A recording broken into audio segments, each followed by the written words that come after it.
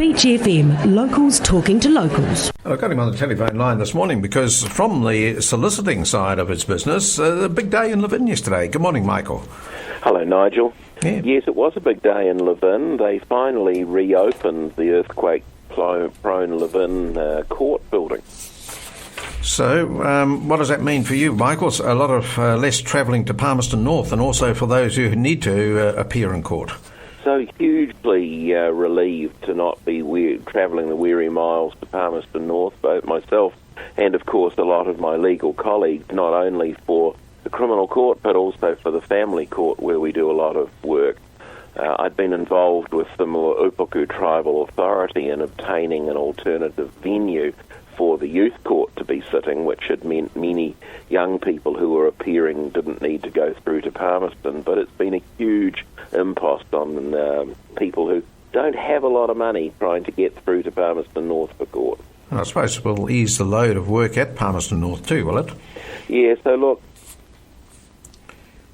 the Levin staff who had to relocate to Palmerston on virtually no notice and work there for the fat end of a year, but also to the Palmerston North Court staff who had to put up with their courtrooms far fuller than they ever had been before, and the disruption of large numbers of new files coming through their office.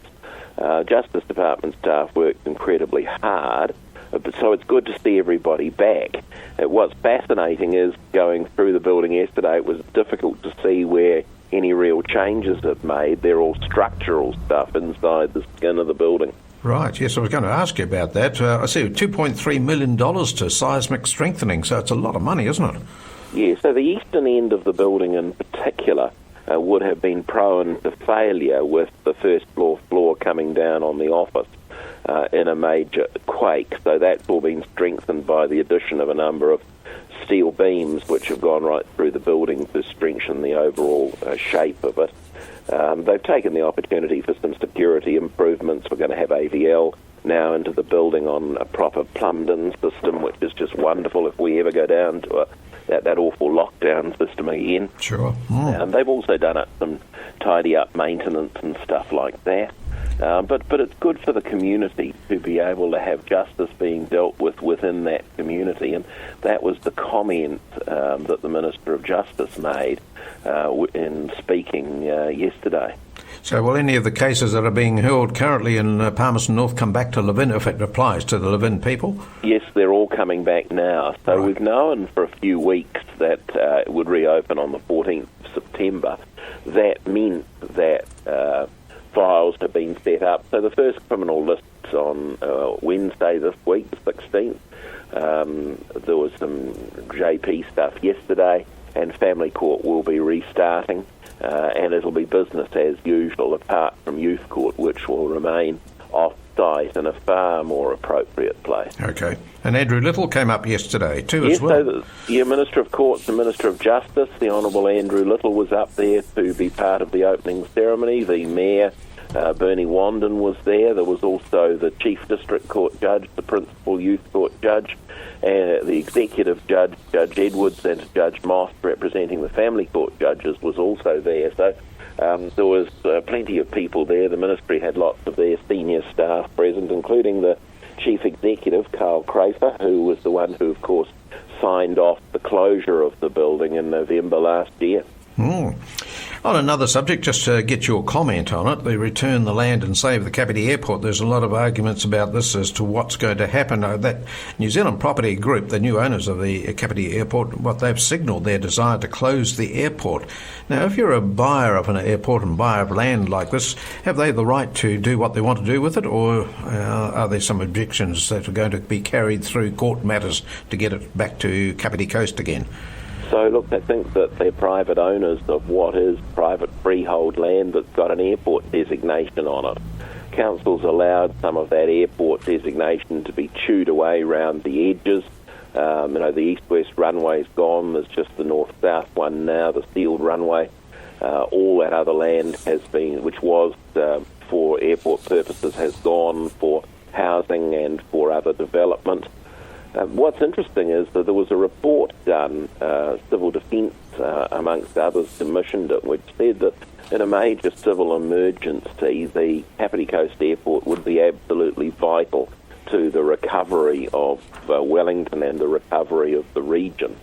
That alone, I would have thought, would have meant that central government needed to step in, either purchase back the airport or facilitate it being held by people who would run it for airport purposes. Nigel, what's absolutely clear is if you close an airport, it's the devil's only job to open one again. Absolutely. So has the council got chance of rezoning, or have they rezoned it, or what is the story there, Michael? So it's still zoned as airport land, right. At least the runway and the surrounding land, the area where the car park is and the buildings, the hangars and stuff like that.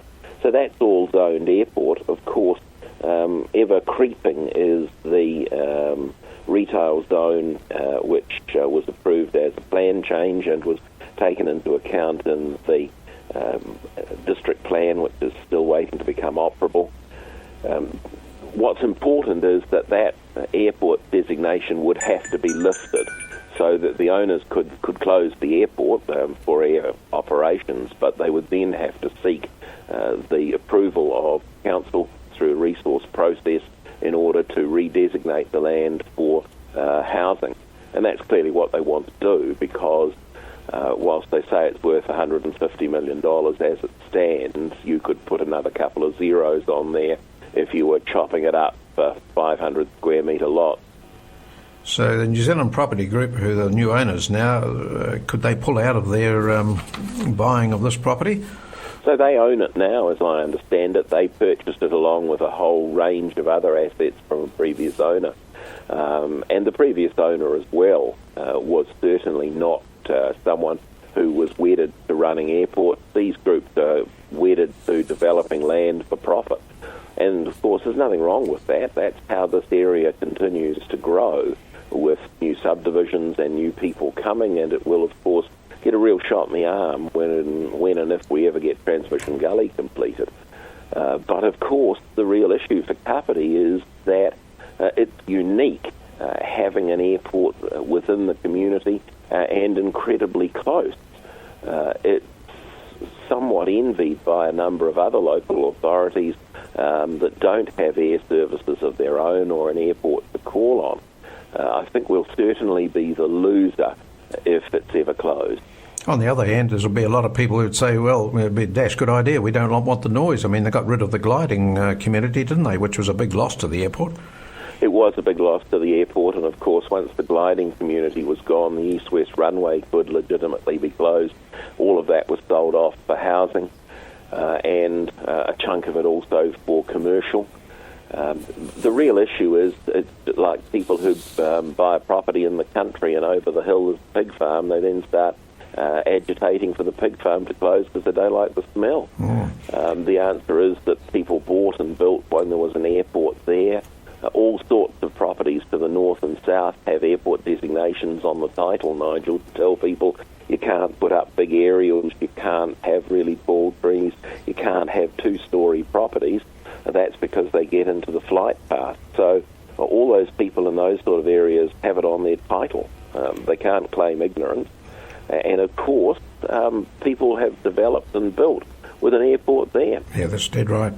So there's little chance of New Zealand Property Group actually closing the airport down. Do you see that? Well, that's my opinion. Do you see it that way?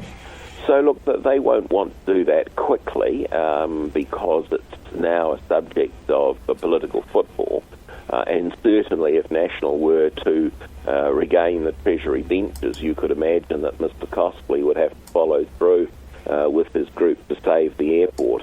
The only people who can save it is either the Waitangi Tribunal, and that's where local iwi should be going right now, to seek an urgent decision from the Waitangi Tribunal for the return of that land to its original owners. And that's going back a long, long way. That could also protect it for ongoing work. It could be part, for example, of a treaty settlement if it was purchased by the government. You'd need some encumbrances there to make sure that it was retained for airport purposes. What's absolutely clear is that Wellington Airport will ultimately get the capacity, and a commuter airport's going to be needed. We've already got examples, Nigel, where capity's been used when airports in Wellington's been shut. Absolutely. Michael, we thank you for your comments on that, and also the news on the Levin Court now open again. We'll hope to have a chat in the near future again. Always good to be on Beach FM, Nigel. Michael Scott here on Beach FM. 106.3 Beach FM.